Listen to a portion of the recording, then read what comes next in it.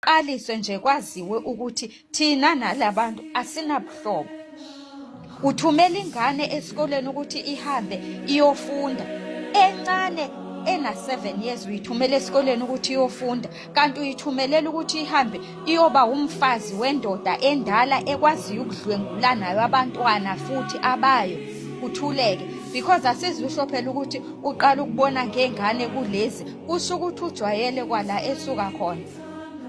Sibuye sizofailwa amaphoyisa wethu. Amaphoyisa angakwazi ukukhuluma, akhulume eme athi ngoba besabibala abantu abamhlophe ba privileged everywhere they go.